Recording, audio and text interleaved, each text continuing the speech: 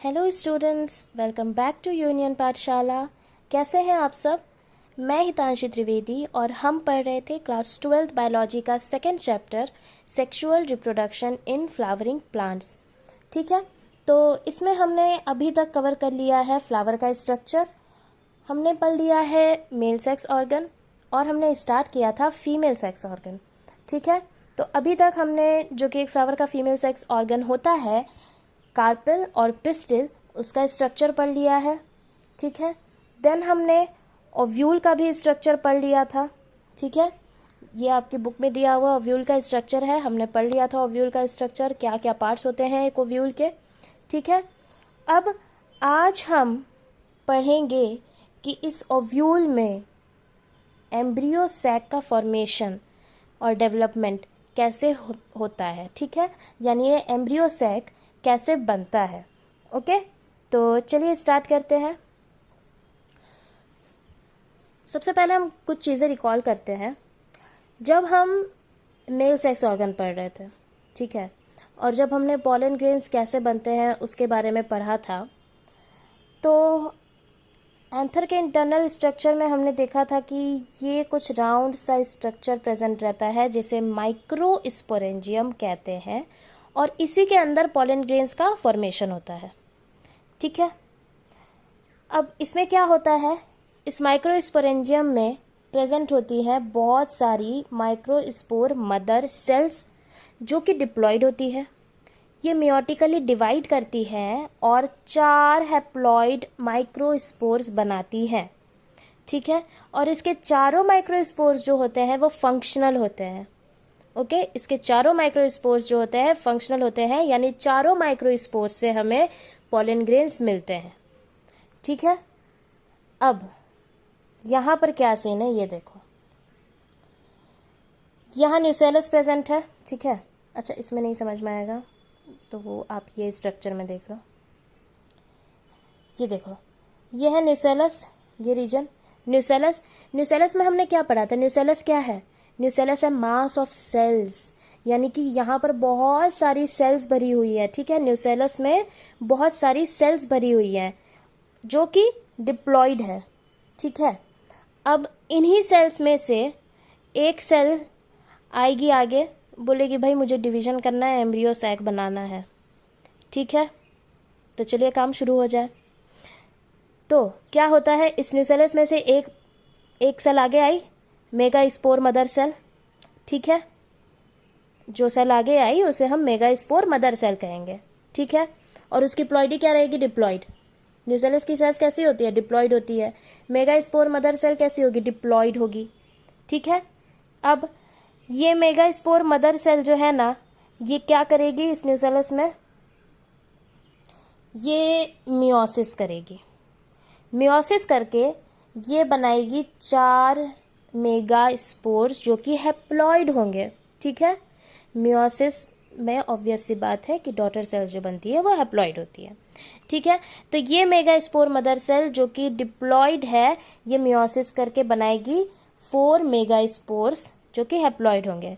ठीक है, और ये सारी चीज़ें चेलेजल एंड के तरफ नहीं बल्कि माइक्रोपाइलर एंड के तरफ होगी।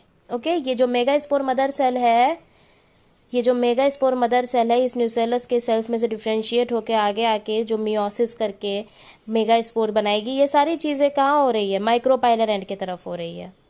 ठीक है, उसके बाद ये देखो, ये रही मेगा स्पोर मदर सेल, ये रही न्यूसेलस की सेल्स। ओके, मियोसिस 1 होगा तो 2 मेगा स्पोर बनेंगे। ठीक है, मेगा स्पोर डायड मतलब होता है 2। ओके, मियोसिस 1 में 2 हैप्लॉइड मेगा स्पोर बनेंगे। ठीक है, मियोसिस 1 कैसा डिवीजन है, रिडक्शनल डिवीजन है, यानी यहीं पर क्रोमोसोम का नंबर हैप्लॉइड हो जाएगा। ओके, यहीं पर क्रोमोसोम का नंबर हैप्लॉइड हो जाएगा। ठीक है, देन मियोसिस 2 होगा। ठीक है, मियोसिस 2 होगा और इन 2 मेगा स्पोर से 4 हैप्लॉइड मेगा स्पोर बन जाएंगे। ठीक है, ये भी इस तरह अरेंज रहेंगे जिसे हम मेगा स्पोर टेट्राड कहते हैं। ओके, टेट्राड मतलब 4। ठीक है, तो एक मेगा स्पोर मदर सेल ने मियोसिस करके हमें दे दिए 4 मेगा स्पोर्स। ठीक है, जो कि हैप्लॉइड है। ओके, और ये सारी चीज़ें हो रही है माइक्रोपाइलर एंड की तरफ। ओके, ये छोटे छोटे पॉइंट्स आप ज़रूर याद रखना, ठीक है। अब ये देखो, आप लोग याद करो, जब पॉलन ग्रेन के फॉर्मेशन के लिए माइक्रोस्पोर मदर सेल ने जब 4 माइक्रोस्पोर बनाए थे, तो हमने पढ़ा था कि ये चारों के चारों माइक्रोस्पोर जो है फंक्शनल होते हैं, ठीक है। यानी 4 के 4 माइक्रोस्पोर आगे जाके पॉलन ग्रेन्स बनाएंगे। ओके, और इन्हीं पॉलन ग्रेन में फिर क्या होगा, माइटोसिस होगा, और फिर आगे जाके ये 2 मेल गैमीट बनेंगे। ओके, पर मेगास्पोरोजेनेसिस में ये कहानी नहीं होती है, यहाँ पर हो जाता है कुछ चेंज, ठीक है। मियोसिस तो दोनों में हुआ, माइक्रोस्पोर मदर सेल ने भी मियोसिस करके माइक्रोस्पोर बना लिए 4, ओके, और मेगास्पोर मदर सेल ने भी यहाँ पर मियोसिस करके 4 मेगास्पोर बना लिए जो कि हैप्लॉइड होंगे, ठीक है। पर वहाँ पर जो माइक्रोस्पोर बनेंगे वो चारों के चारों पॉलन ग्रेन्स बनाएंगे, पर यहाँ जो 4 मेगास्पोर बनेंगे ना, ये चारों के चारों फंक्शनल नहीं होंगे। इनमें से सिर्फ कोई एक ही मेगास्पोर जो है वो फंक्शनल होगा। ओके, ये मेगास्पोर मदर सेल बोलेंगी कि बाकी तीनों मेगास्पोर्स, बाकी तीनों मेरी बच्चियों, तुम लोग डिस्ट्रॉय हो जाओ, मैं अपनी एक ही बच्ची से काम चला लूँगी। ओके, ये मेरी एक ही बच्ची आगे जाके एम्ब्रियो सैक बनाएगी, बाकी 3 तुम डिस्ट्रॉय हो जाओ, तुम्हारी ज़रूरत नहीं है मुझे, ठीक है। यानी इन 4 मेगास्पोर में से 3 मेगास्पोर डीजेनरेट हो जाएंगी और सिर्फ एक ही मेगास्पोर आगे जाके एम्ब्रियो सैक बनाएगी। ओके, याद रखना आप लोग ये चीज़। ये देखो, only 1 megaspore is functional, other 3 will degenerate, ठीक है। अब ये 1 मेगास्पोर कैसे एम्ब्रियो सैक बनाती है, चलिए देखते हैं। फर्स्ट ऑफ ऑल, ये मेगास्पोर जो कि हैप्लॉइड है और एक सिंगल सेल है। ओके, हैप्लॉइड है, एक सिंगल सेल है।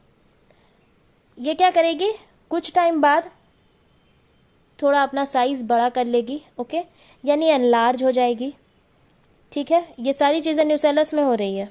ओके, ये सारी चीज़ें न्यूसेलस में हो रही है। ये 1 मेगास्पोर जो कि सिंगल सेल है, कुछ टाइम बाद अपने आप को एनलार्ज कर लेगी, ठीक है। अब इसके अंदर होगा कैरियोकाइनेसिस, ठीक है। Karyokinesis, Cairo means nucleus. Okay, Cairo means nucleus, यानी इस मेगास्पोर के अंदर जो न्यूक्लियस है वो डिवाइड करते रहेगा, ठीक है।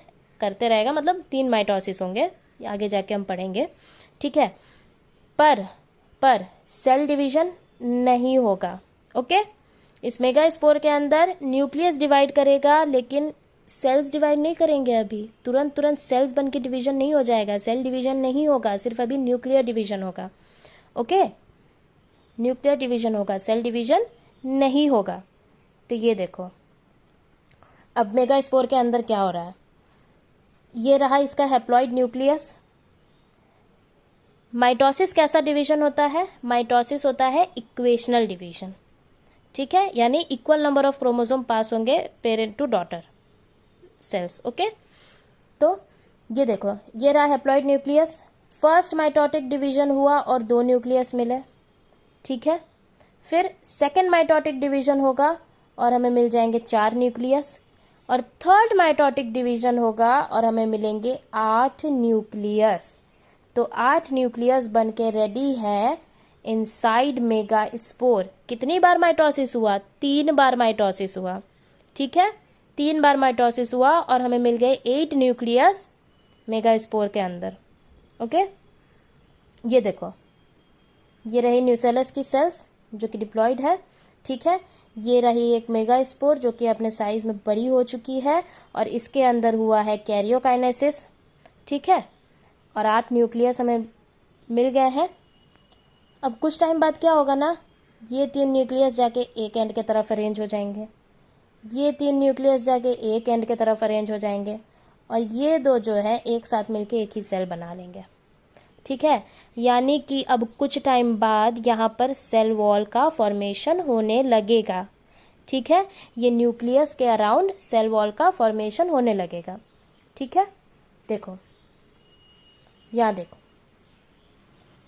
तो सबसे पहले तो 3 न्यूक्लियस जो है वो चल जाएंगे माइक्रोपाइलर एंड के तरफ।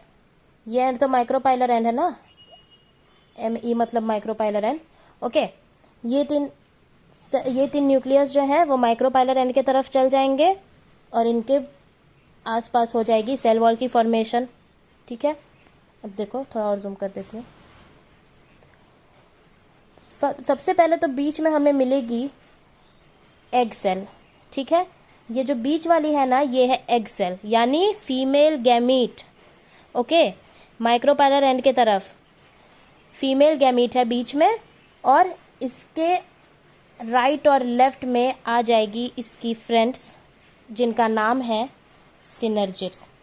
ओके, यानी इस एग सेल के बगल में 2 और सेल तैयार हो जाएंगी। ठीक है, जिन्हें हम कहेंगे सिनर्जिड्स। ये सिनर्जिड्स जो है इसके ऊपर कुछ ऐसा स्ट्रक्चर प्रेजेंट रहता है। ठीक है, ये जो सिनर्जिड सेल्स है ना, इसके ऊपर कुछ ऐसा स्ट्रक्चर प्रेजेंट रहता है जिसे फिलीफॉर्म एपरेटस कहते हैं। ओके, यानी कि जब पॉलन ग्रेन स्टिग्मा पर लैंड करते हैं तो फिर वो पॉलन ट्यूब बनाएंगे। ठीक है, और पॉलन ट्यूब जो बनेगी ना, वो आके यहाँ पर एंटर करे, मतलब सही जगह पर पॉलन ट्यूब एंटर करे और अपना मेल गैमीट रिलीज करे।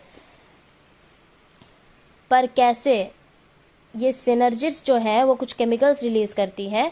ठीक है, जिससे पॉलन ग्रेन को सही डायरेक्शन मिलता है।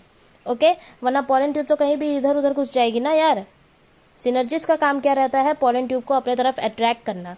ठीक है, उसे सही रास्ता दिखाना। ये सही रास्ता दिखाने के लिए यहाँ पर पॉलन ट्यूब को, कि पॉलन ट्यूब तुम्हें यहीं पर आना है, तुम्हें कहीं और नहीं भटकना है। ठीक है, तो सिनर्जिड्स का काम यही है।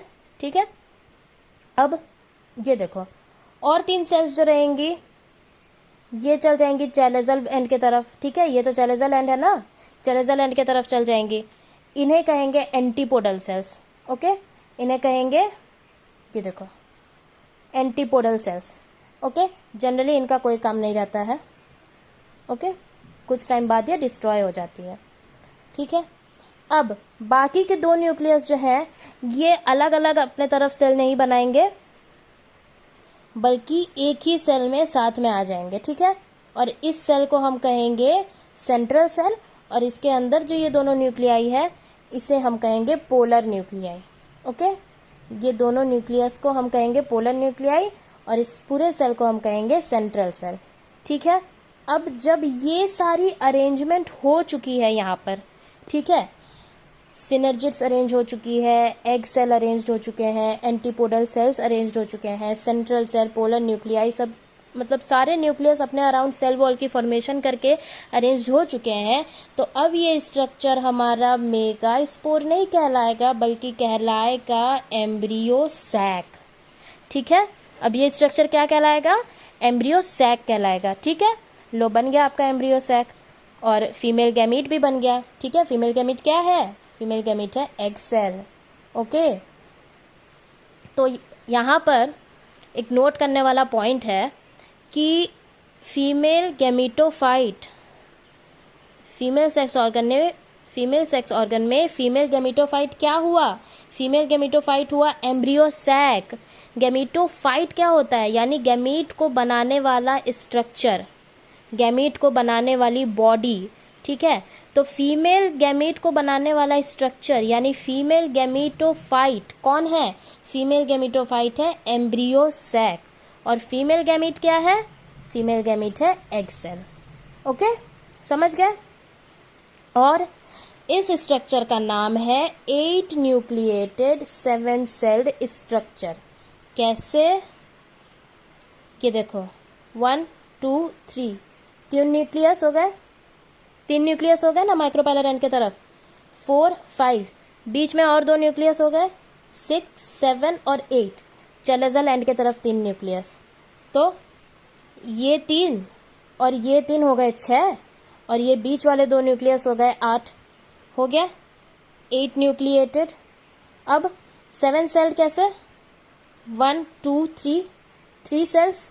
ओके, देन चेलेजल एंड के तरफ 3 एंटीपोडल सेल्स 4, 5, 6 और एक बीच में सेल जिसका नाम है सेंट्रल सेल, ये हो गया 7वां सेल। ठीक है, तो ये तैयार हो गया आपका 8 न्यूक्लिएटेड 7 सेल्ड स्ट्रक्चर। ठीक है, समझ गए। और यहीं पर बन गया आपका एम्ब्रियो सैक। ये देखो आपकी एनसीईआरटी में ये डायग्राम दिया हुआ है। पहले एक न्यूक्लियस डिवाइड करके 2 न्यूक्लियस बनाएगा। ठीक है, फिर ये 2 न्यूक्लियस डिवाइड होकर 4 न्यूक्लियस बनाएंगे और फिर जब थर्ड माइटोसिस होगा तो 4 न्यूक्लियस से 8 न्यूक्लियस बन जाएंगे। ठीक है, एंड देन कुछ टाइम बाद ये न्यूक्लियस, इसमें से 3 न्यूक्लियस जो है वो एंटीपोडल सेल्स कहलाएंगे। ठीक है, चेलेजल एंड के तरफ अरेंज्ड हो जाएंगे, जिनका सेल में यानी जिनका इस सेल में कोई काम नहीं है, ये कुछ टाइम बाद डिस्ट्रॉय हो जाएंगे। ठीक है, फिर ये 3 सेल्स जो है माइक्रोपाइलर एंड के तरफ चल जाएंगे। ये देखो ये है दोनों सिनर्जिड्स। ठीक है, और इनके पास ये रहे फिलीफॉर्म एपरेटस। ठीक है, जो कि पॉलन ट्यूब को अपने तरफ अट्रैक्ट करेंगे ताकि पॉलन ट्यूब सही डायरेक्शन में आए, इधर उधर ना चल जाए, सही जगह आके मेल गैमीट को रिलीज करे फर्टिलाइजेशन के लिए। ओके, और ये रही एग सेल। ओके, जो कि है फीमेल गैमीट। और ये देखो सेंट्रल सेल और इसके अंदर दोनों न्यूक्लियस, पोलर न्यूक्लियस। ओके, तो ये क्या हो गया, ये हो गया 1, 2, 3, 4, 5 और 6, 7, 8 न्यूक्लिएटेड। ओके, एंड देन 1, 2, 3, 4, 5, 6 और 7 सेल्ड स्ट्रक्चर। ठीक है, समझ गए यहाँ तक। ये देखो फीमेल गैमीट क्या है, एग सेल है। गैमीटोफाइट क्या है, एम्ब्रियो सैक। ओके, बन गया आपका एम्ब्रियो सैक। समझ गए यहाँ तक। अब कुछ चीजें यहाँ पर रिकॉल कर लो, रिवाइज कर लो, चाहे अच्छे से समझ लो। जब हम मेल गैमीट पढ़ रहे थे, ठीक है, जब हम मेल गैमीट पढ़ रहे थे तो 2 चीजें हमने पढ़ी थी, स्पोरोफाइट और गैमीटोफाइट। स्पोरोफाइट क्या हुआ, स्पोर्स को बनाने वाली बॉडी। गैमीटोफाइट क्या हुआ, गैमीट को बनाने वाली बॉडी। ओके, स्पोरोफाइट हो गई पूरी की पूरी प्लांट बॉडी मेल गैमीट की। ठीक है, क्योंकि फ्लावर में ही तो मेल स्ट्रक्चर प्रेजेंट है, फ्लावर में ही तो मेल रिप्रोडक्टिव स्ट्रक्चर प्रेजेंट है, जिसके अंदर पॉलन ग्रेन का फॉर्मेशन हो रहा है। ठीक है, वो पॉलन ग्रेन हो गया स्पोर। ओके, पॉलन ग्रेन हो गया मेल स्पोर। कहाँ बन रहा है, फ्लावर में ही तो बन रहा है। फ्लावर में जो स्टेमन प्रेजेंट है उसी में तो बन रहा है ना मेल स्पोर, जो कि पॉलन ग्रेन है। और ये फ्लावर किसका हिस्सा है, पूरे प्लांट का हिस्सा है। ठीक है, तो स्पोर को बनाने वाली बॉडी क्या हो गई, पूरी की पूरी प्लांट बॉडी हो गई। ओके, और मेल स्पोर क्या हुआ, मेल स्पोर हुआ पॉलन ग्रेन। अब पॉलन ग्रेन के अंदर बन रहा है मेल गैमेट। ठीक है, पॉलन ग्रेन के अंदर बन रहा है मेल गैमेट।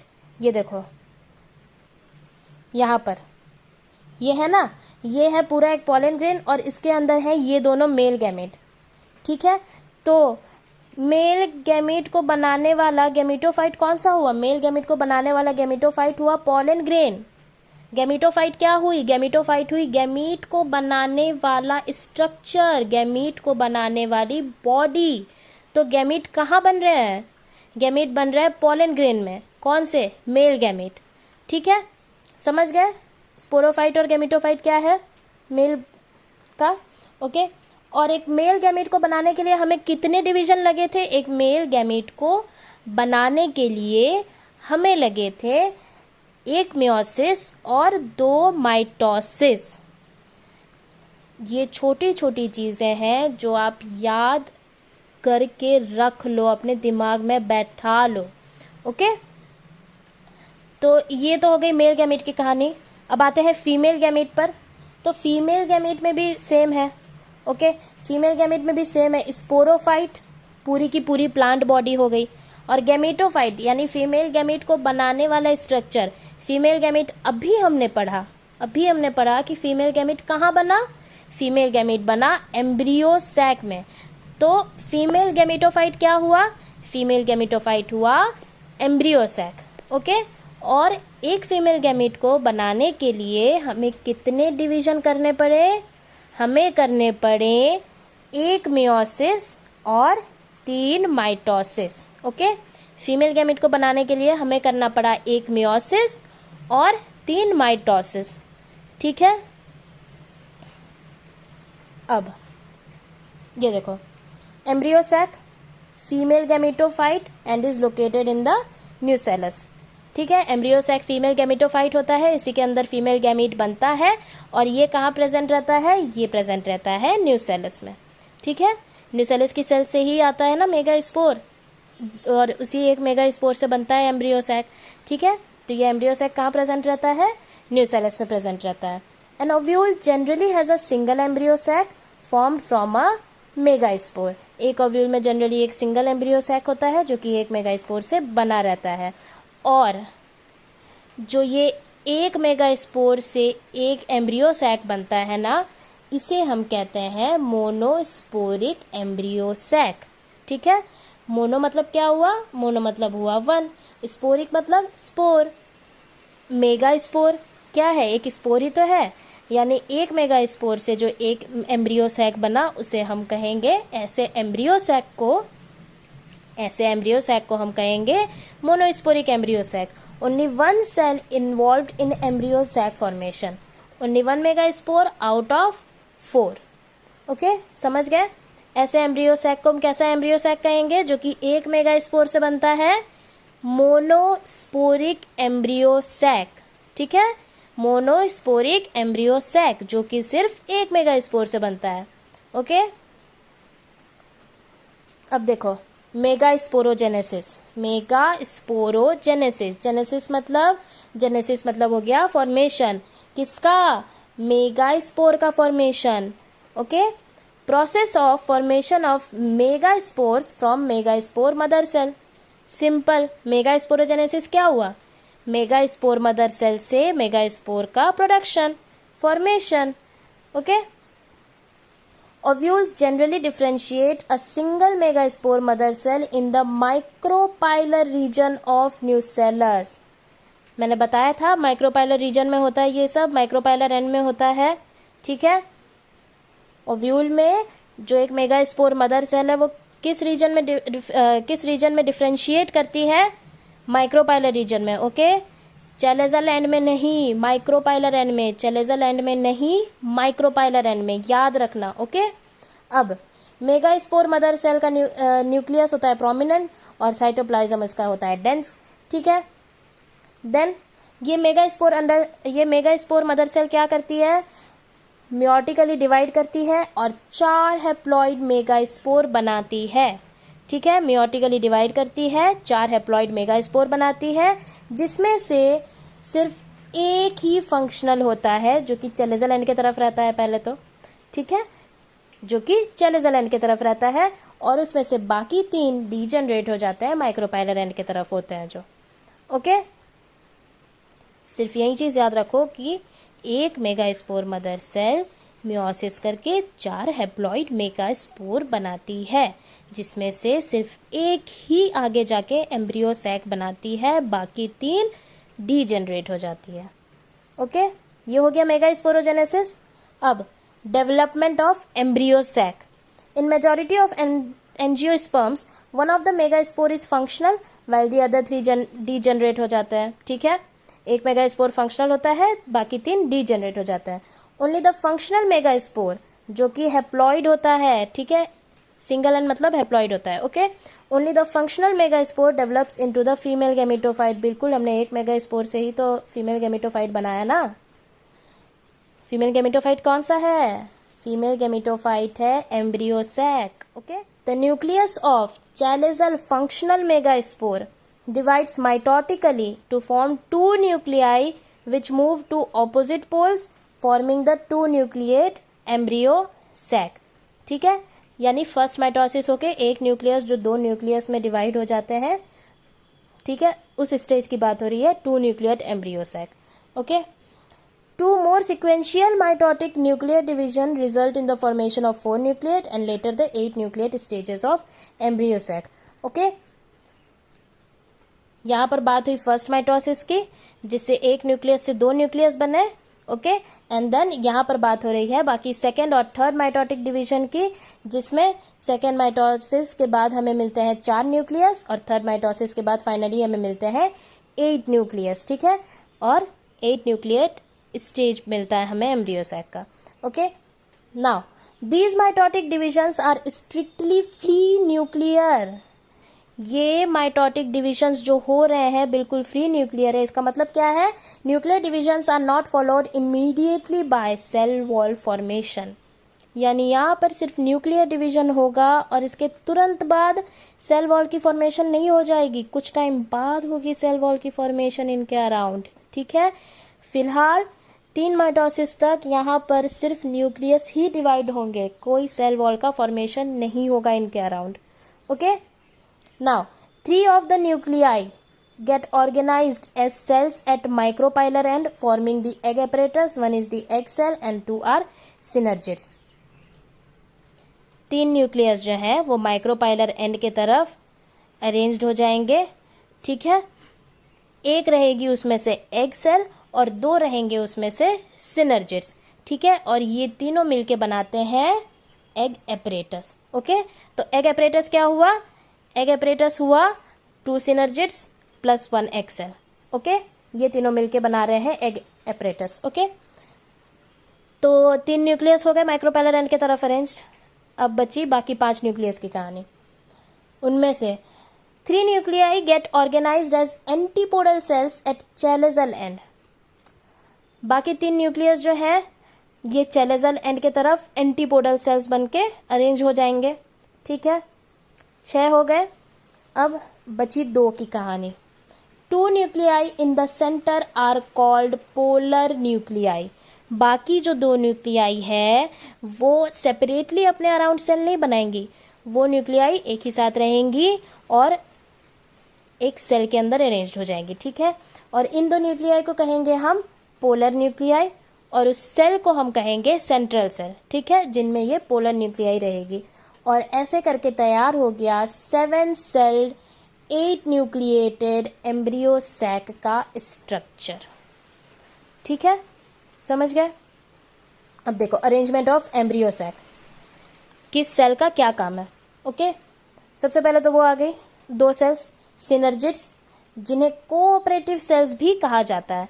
कोऑपरेटिव सेल्स क्यों कहा गया? कोऑपरेटिव सेल्स इसीलिए कहा गया क्योंकि यही तो पॉलन ट्यूब को अपने तरफ अट्रैक्ट करती है ताकि वो सही दिशा में आए, भाई सही डायरेक्शन में आए, इधर उधर ना चल जाए, सही जगह आके मेल गैमीट रिलीज करे, ठीक है।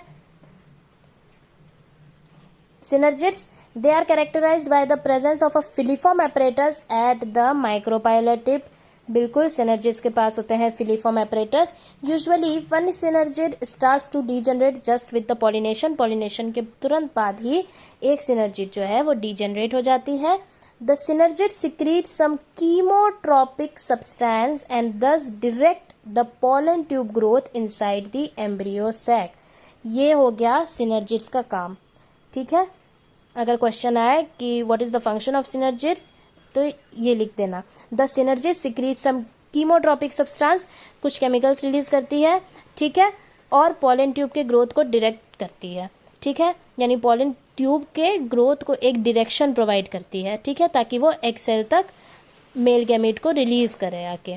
ओके, पॉलन ट्यूब, ठीक है। अब एग सेल फंक्शनल सेल जो कि सीड के फॉर्मेशन के लिए रिस्पॉन्सिबल होती है, ठीक है, और antipodal cell vegetative cells of embryo sac, ठीक है। जनरली इनका कोई काम नहीं रहता है, कुछ टाइम बाद ये डिस्ट्रॉय हो जाती है।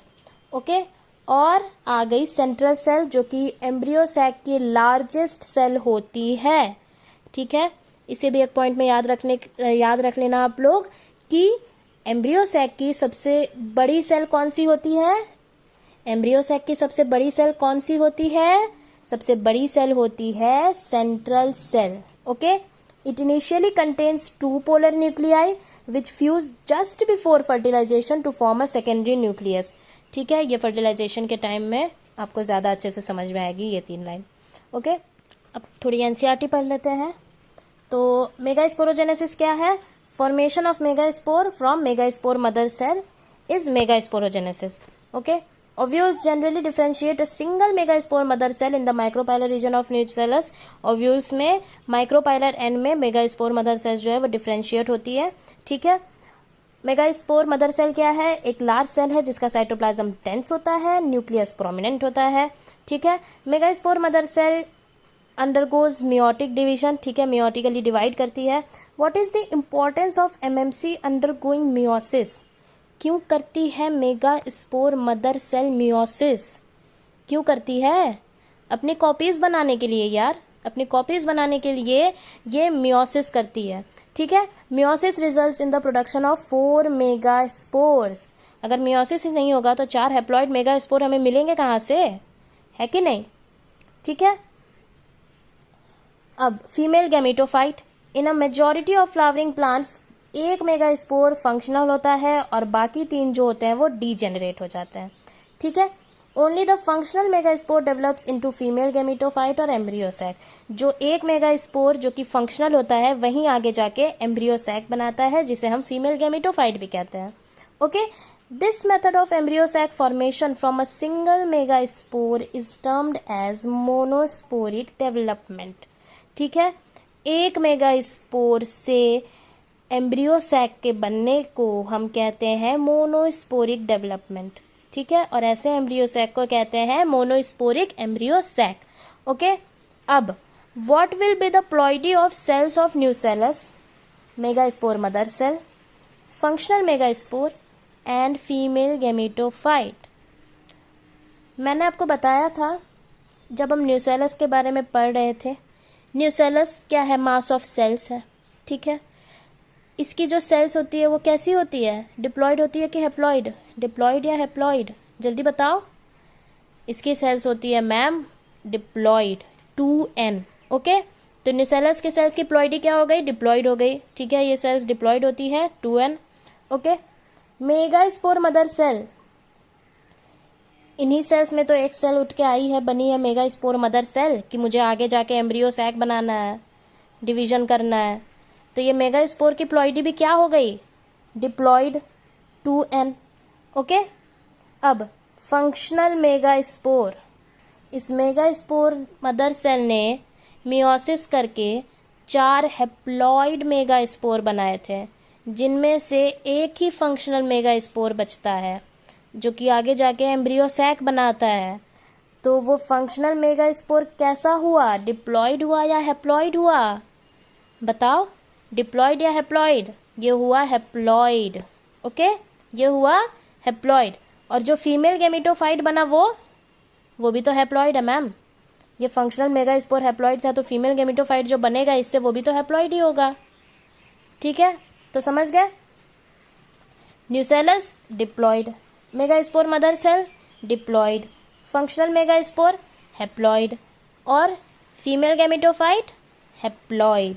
ठीक है, अब nucleus of functional megaspore divides mitotically to form 2 nuclei which move to the opposite poles forming 2 nucleate embryo sac.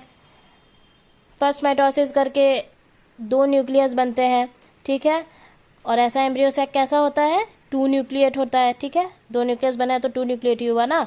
उसके बाद फिर और 2 माइटोसिस होंगे. 2 more sequential mitotic nuclear division result in the formation of 4 nucleate. Second mitosis के बाद हमें मिलेंगे 4 nucleus और हमारे पास होगा 4 न्यूक्लिएट एम्ब्रियोसैक. फिर जब थर्ड माइटोटिक डिवीजन होगा तो हमें मिलेगा 8 न्यूक्लिएट एम्ब्रियोसैक. ओके, अब आगे. These mitotic divisions are strictly free nuclear, that is nuclear division होगा सिर्फ, उसके तुरंत बाद सेल वॉल का फॉर्मेशन नहीं होगा. ठीक है, स्ट्रिक्टली फ्री न्यूक्लियर यानी सिर्फ कैरियोकाइनेसिस होगा, सिर्फ न्यूक्लियस का डिवीजन होगा, साइटोकाइनेसिस यानी सेल डिवीजन नहीं होगा.